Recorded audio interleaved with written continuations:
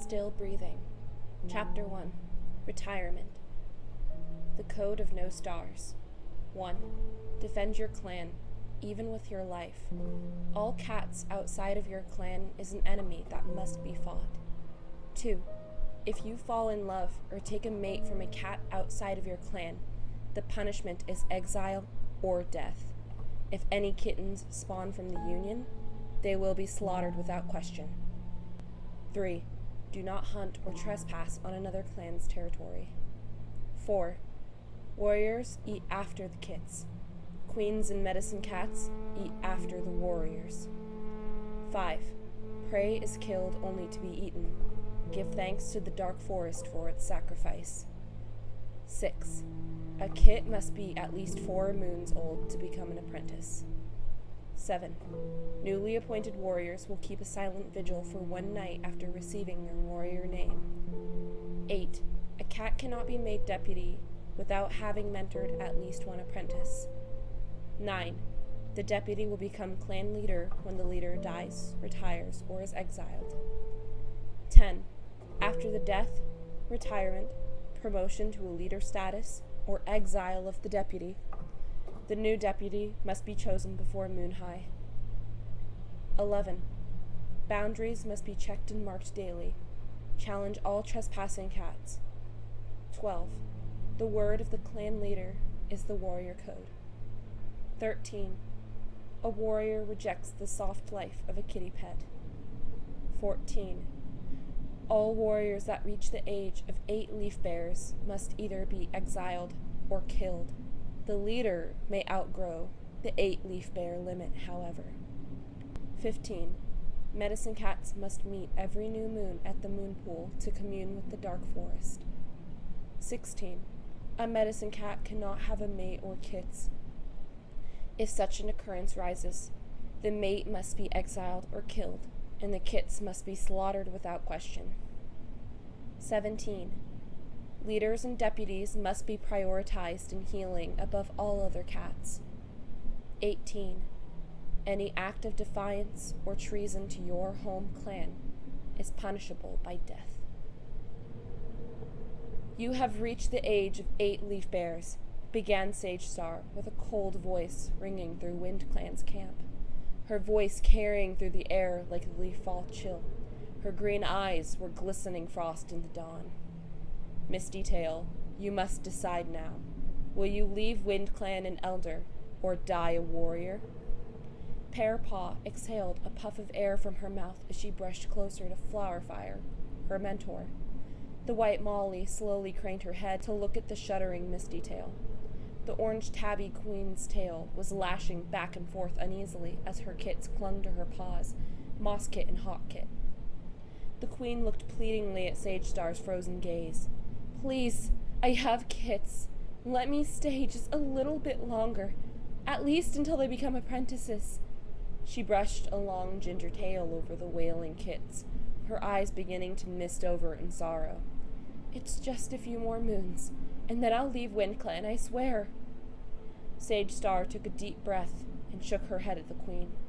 We cannot make an exception for you, Misty Tail. Pearpaw could swear she saw a glint of regret in the new leader's eyes. Sage Star had only taken the reins as leaders about 2 seasons ago. Being a leader included the heavy task of exiling any warrior at the age of 8 leaf bears. If they refused to leave, the leader had to execute them.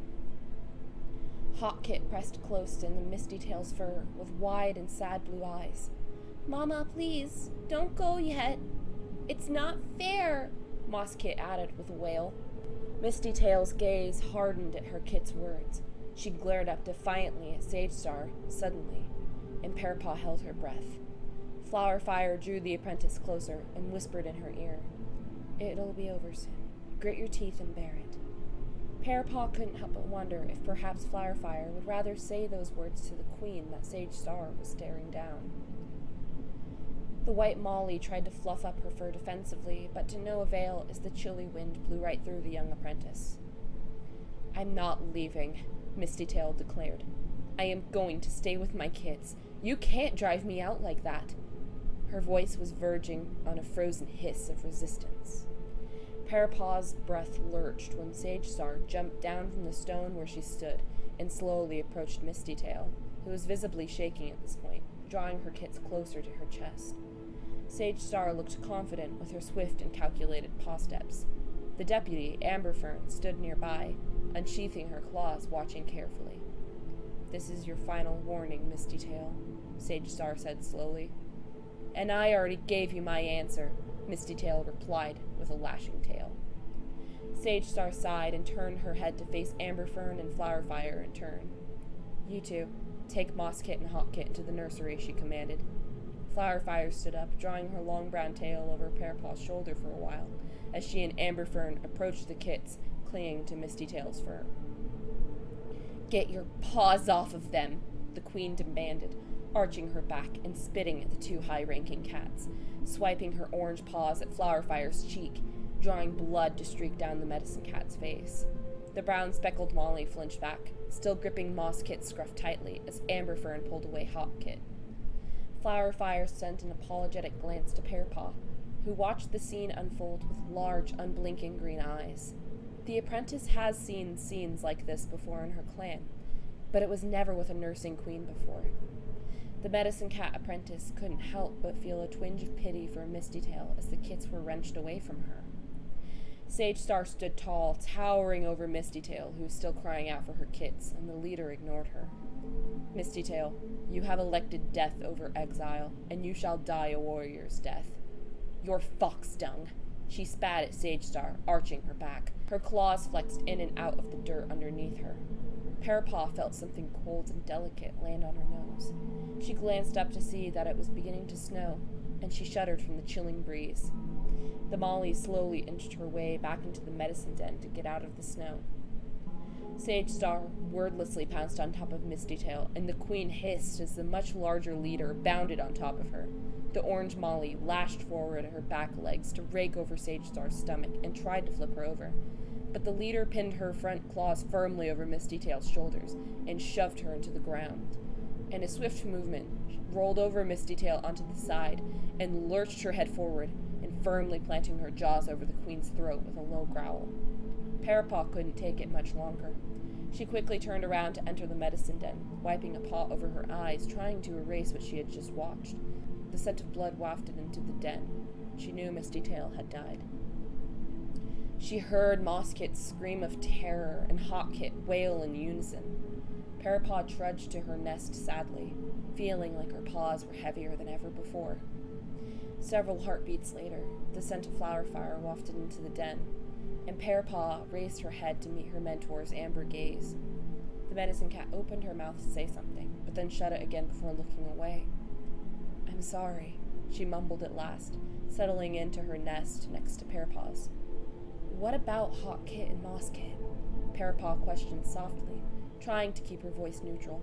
She didn't want to start a conflict between her and Flowerfire, and she knew her mentor could get passionate about certain subjects, so the apprentice had to tread the topic lightly. "They have weaned off of Misty Tail's milk. They'll be fine."